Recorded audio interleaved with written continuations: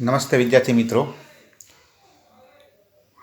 Shri Haribapa charitable trust સંચાલિત arts commerce કોલેજના online education પ્રોગ્રામમાં તમારા બધાનું સ્વાગત છે.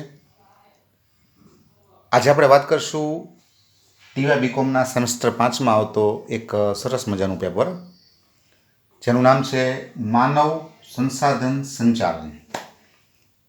શોર્ટમાં એને યાદ રાખવા માટે થઈને તમે કહી શકો HRM.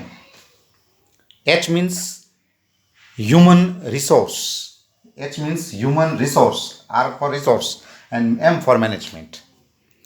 તો ઇંગ્લિશમાં એને કહેવાય છે HRM, હ્યુમન રિસોર્સ મેનેજમેન્ટ. શોર્ટમાં તમે એને HRM તરીકે યાદ રાખી શકો. અને આપણે પણ હવે આ સમગ્ર ચેપ્ટર દરમિયાન એને HRM તરીકે જ બોલશું, કારણ કે માનવ સંસાધન સંચાલન આખું વાક્ય બોલવું it is little bit technical and it little bit difficult also. તો આપણે HRM તરીકે બોલીએ. પરીક્ષામાં પણ HRM શબ્દ પૂછાતો હોય છે, એવું નથી.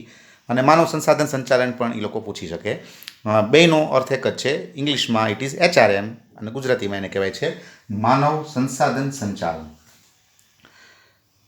હવે આપણે એમાં જે પહેલી વાત તો એ કરી લઈએ કે આ પેપર શું છે. તો સમગ્ર એકમની જો આપણે વાત કરીએ તો સમગ્ર એકમની અંદર જુદી જુદી જે મેનેજમેન્ટની જે સિસ્ટમ છે, એ મેનેજમેન્ટની સિસ્ટમ, મેનેજમેન્ટની જે પદ્ધતિઓ, મેનેજમેન્ટની જે બ્રાન્ચીસ છે, એમાંનું એક branch that is A HRM. આ બીજું કંઈ નથી, કોઈ નવો કંઈ કન્સેપ્ટ નથી. મેનેજમેન્ટના જે વિદ્યાર્થીઓ હોય એ આનાથી મહદઅંશે પરિચિત હોય જ. આ કોઈ નવી બાબત નથી. અને કાંઈ અહીંયા જે કાંઈ ભણવાના છીએ કોઈ એવી નવા કાંઈ એવા મુદ્દાઓ નથી કે જે આપણે ક્યારેય ભણ્યા ન હોઈએ. આ બધી વસ્તુ આપણે ક્યાંક ભણી ચૂક્યા હોઈએ છીએ મેનેજમેન્ટના સંદર્ભમાં. તો આ જે પેપર છે એ પેપર વાસ્તવમાં એક મેનેજમેન્ટની બ્રાન્ચ છે. That is called human resource management. હવે એમાં જે પહેલું ચેપ્ટર છે, બરાબર, એ ચેપ્ટરનું નામ છે, આપણે વાત કરીશું ચેપ્ટર નંબર 1, HRM નો અર્થ, વ્યાખ્યા અને લક્ષણો સમજાવો. HRM શું છે, ટેકનિકલી એને આપણે કઈ રીતે દર્શાવી શકીએ અને એ કેવા કેવા પ્રકારના લક્ષણો ધરાવે છે,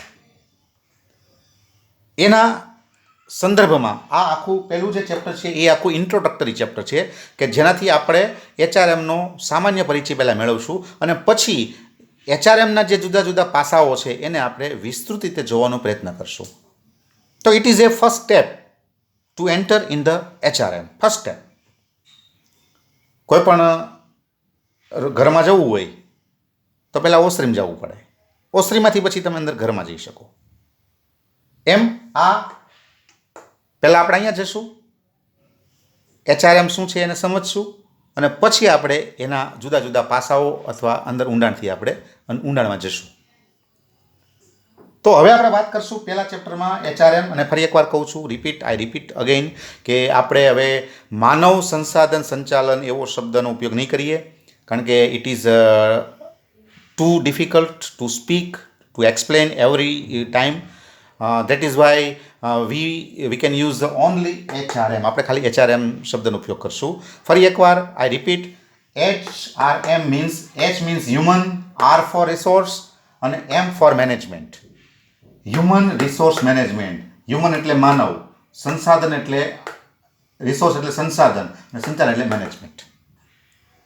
માનવ એટલે H હ્યુમન, સંસાધન એટલે R રિસોર્સ, સંચાલન એટલે M મેનેજમેન્ટ. આપણે એને HRMથી ઓળખશું સમગ્ર પ્રકરણ દરમિયાન, બધી ચર્ચાઓમાં. હવે આપણે પહેલા વાત કરીએ કે in the business which thing is most difficult to manage. મારો પ્રશ્ન સાંભળજો. તમે બધા બુક લઈને બેઠા હો તો એને લખી નાખજો. એના ઉપર તમારે મનોમંથન કરવાનું છે. ફરી એકવાર વાત કરું છું કે જે વિચારશે એ જ ડેવલપ થશે, જે વિચારશે એનું જ જ્ઞાન વધશે. ભણવાથી કાંઈ થતું નથી, ડિગ્રીઓ મેળવવાથી કાંઈ થતું નથી, બીકોમમાં ફર્સ્ટ ક્લાસ ડિસ્ટિંક્શન આવી જાય એનાથી કાંઈ જંગ જીતાતો નથી. જંગ જીતાય છે નોલેજથી. નોલેજ ડેવલપ થાય છે ઓનલી ફોર થિંકિંગ, વિચારવાથી, મનોમંથન કરવાથી. કોઈ વસ્તુ આમને માની નહીં લેવાની ક્યારેય કે સાહેબ આ કીધું છે એટલે ઓકે ચાલો ડન જવા દો, સાહેબ કી સાચું છે. નહીં, સાહેબ ઉપર, તમારા લેક્ચરર ઉપર ક્યારેય અવિશ્વાસ નહીં રાખવાનો, અંધવિશ્વાસ નહીં રાખવાનો. એ કે ખોટું જ હોય એમ નહીં માનવાનું, એ કે સાચું જ હોય એમ નહીં માનવાનું. તમે તમારા લોજિકલ માપદંડથી એને તપાસો. તમે વિચારો. તો પહેલો પ્રશ્ન તમને વિચારવા માટે હું આપું છું કે જેને આપણે બિઝનેસ કહીએ છીએ, જેના સંદર્ભમાં આપણે બધું ભણીએ છીએ, બધું જ બિઝનેસના સંદર્ભમાં છે. આપણે જે ભણીએ એ બધું બિઝનેસના સંદર્ભમાં છે. સોસાયટી નહીં થઈ આપણી માટે. આપણી માટે બીજી કોઈ બાબત નથી. આપણે બિઝનેસના સંદર્ભમાં બધી બાબતોની ચર્ચાઓ કરીએ છીએ, સમગ્ર કોમર્સમાં, FYથી માંડીને TY સુધી, પછી ગમે ત્યારે MCOM એમ જે કાંઈ તમે કરો તે બધું. તો પહેલો મુદ્દો, પહેલો question, what is very difficult to manage in the business? એનો જવાબ છે માનવ. આધુનિક મેનેજમેન્ટની એક વ્યાખ્યા સરસ છે કે તમારે સંચાલન કરવાનું છે એ માનવ તત્વોનું સંચાલન કરવાનું છે, મશીનરી કે કોમ્પ્યુટરનું નહીં.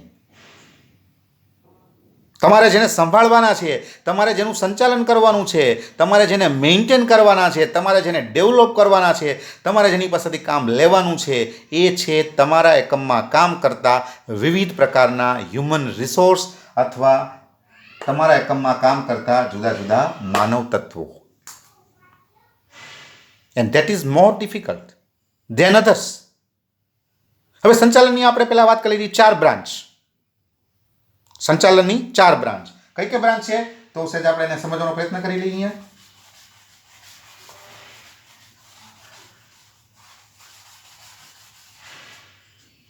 સંચાલનની પહેલી શાખા તો કે પ્રોડક્શન મેનેજમેન્ટ, ઉત્પાદન સંચાલન. બીજી બ્રાન્ચ તો કે બજાર સંચાલન. ત્રીજી બ્રાન્ચ FM, જેને આપણે કહીએ છીએ નાણાકીય સંચાલન.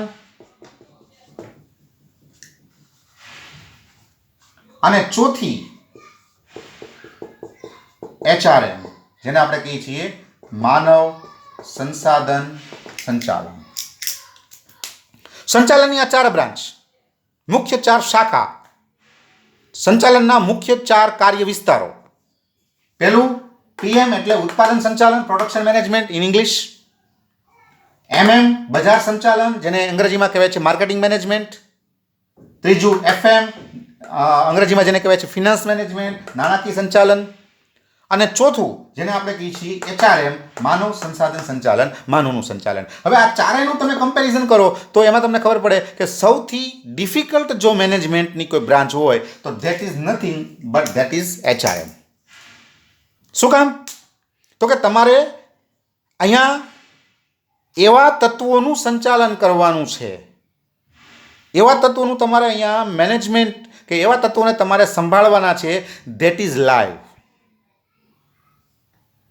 જીવંત છે.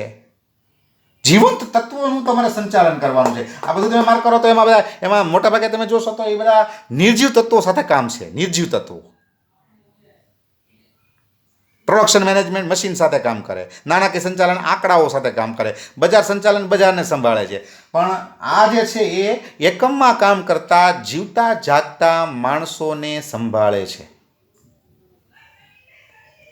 એકમના એવા તત્વો કે જે જીવતા જાગતા છે, લાગણીથી ભરપૂર છે, પોતાના આગવા વિચારો ધરાવે છે, પોતાના અભિપ્રાયો છે, પોતાની એક પ્રકારની ખાસ મેન્ટાલિટી ધરાવે છે, એવા લોકોનું સંચાલન અહીંયા તમારે કરવાનું છે. That is why it is more difficult than others. બીજાની કમ્પેરમાં એ અઘરું છે. મશીનને સંભાળી શકાય છે ઇઝીલી. માનવને એ રીતે તમે હેન્ડલ ન કરી શકો. માનવને તમે એ રીતે ક્યારે એની સાથે કામ ન કરી શકો. તો સંચાલનની જે આખી આ બ્રાન્ચ છે that is a more difficult than others. બીજા કરતાં એક અઘરી કહી શકાય એવી આખી બ્રાન્ચ છે કે જેમાં તમારે જીવતા જાગતા એવા માનવ તત્વોને સંભાળવાના છે, મેન્ટેન કરવાના છે, સંચાલન કરવાનું છે. જૂના જમાનાની જો આપણે વાત કરીએ તો જૂના જમાનાની અંદર આખો જે એટીટ્યુડ હતો માનવ તત્વો અંગેનો એ આખો અલગ હતો. કઈ રીતે હતો એની આપણે ચર્ચા કરીએ. પણ આધુનિક જે જમાનો છે અત્યારનું મોડર્ન જેને આપણે કહીએ છીએ મોડર્ન મેનેજમેન્ટ માટે તો હવે એમ કહેવાય છે કે HRM મીન્સ મેનેજમેન્ટ. એક ઇન્ટરવ્યુમાં પ્રશ્ન પૂછવામાં આવ્યો કે HRM શું છે? કેન્ડિડેટે ખાલી ફક્ત એટલો જવાબ કે HRM nothing, it is management. જેને આપણે સંચાલન કહીએ છીએ ને એ વાસ્તવમાં HRM જ છે, બીજું કાંઈ નથી. શું કામ? કારણ કે તમારે સંચાલનમાં ખરેખર માનવ તત્વોને સંભાળવાના છે. તમારે બીજા ઉપર બહુ ફોકસ રાખવાનું નથી. તમારું ફોકસ કોના ઉપર છે? તમારે ખરેખર કોને હેન્ડલ કરવાના છે? તમારી માટે સૌથી હેન્ડલ કરવા માટે અઘરી બાબત કઈ છે? તો કે માનવ તત્વ. તો HRM means management means HRM. એવું અત્યારે મોડર્ન જે આખું મેનેજમેન્ટ છે એમાં એવું કહેવાય છે. પહેલાં આવું નહોતું. તો હવે એક બીજો પ્રશ્ન આપણે પૂછીએ આનું ઇમ્પોર્ટન્સ જાણવા માટે, આનું આખું બેકગ્રાઉન્ડ, આનું આખું પૂર્વ ભૂમિકાને સમજવા માટે થઈને કે કોઈ પણ એકમ હોય એ કોઈ પણ એકમનો મૂળભૂત અભિગમ શું હોય? કોઈ પણ બિઝનેસ ઓરિએન્ટેડ, કોઈ પણ પ્રોફિટ ઓરિએન્ટેડ જે ઓર્ગેનાઇઝેશન હોય એનો મૂળભૂત હેતુ, એનું લક્ષ્યાંક શું હોય? તો કે પ્રોફિટ એન્ડ પ્રોફિટ. નફાથી વિશેષ કાંઈ નથી. હવે તમારો નફો કોના ઉપર ડિપેન્ડન્ટ છે? તમે નફો ક્યારે કમાઈ શકો?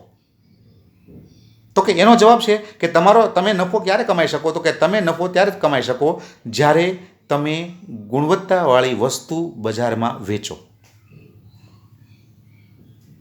તમારી વસ્તુ ગુણવત્તાવાળી હશે તો લોકો એને લેશે, લોકો રિપીટ થશે, ગ્રાહકો રિપીટ થશે અને તમે સર્વાઈવ થશો, તમારી પેઢી ચાલતી રહેશે.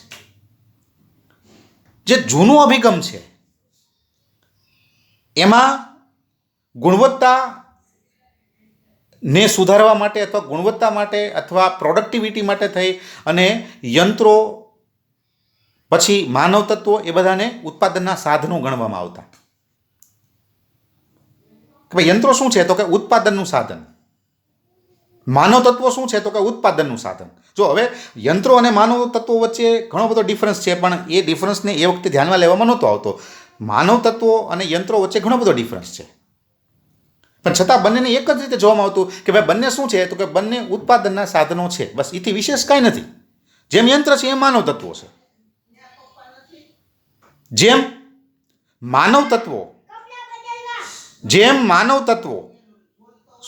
યંત્રો ઉત્પાદનનું સાધન છે એમ માનવ તત્વો પણ ઉત્પાદનનું સાધન છે. માનવ તત્વોને પોતાની શારીરિક જરૂરિયાત છે માટે આપણે ત્યાં કામ કરે છે અને આપણે એને પગાર આપીએ છીએ, માટે એ ઉત્પાદનનું સાધન છે. આપણે એના દ્વારા ઉત્પાદન કરીએ છીએ. જેમ યંત્રો દ્વારા ઉત્પાદન થાય છે, માનવ તત્વો દ્વારા ઉત્પાદન થાય છે. That is A orthodox concept, orthodox mentality. આ એક રૂઢિગત, પ્રાચીન કહી શકાય એવી જૂની એક વિચારધારા હતી વર્ષો પહેલા. ત્યારે માનવ સંસાધન સંચાલનનો કોઈ કન્સેપ્ટ નહોતો. ત્યારે HRMનો કોઈ કન્સેપ્ટ નહોતો. માનવને પણ સંભાળવા પડે, એનું મેનેજમેન્ટ કરવું પડે, એને મોટિવેટ કરવા પડે, આવો કોઈ કન્સેપ્ટ નહોતો.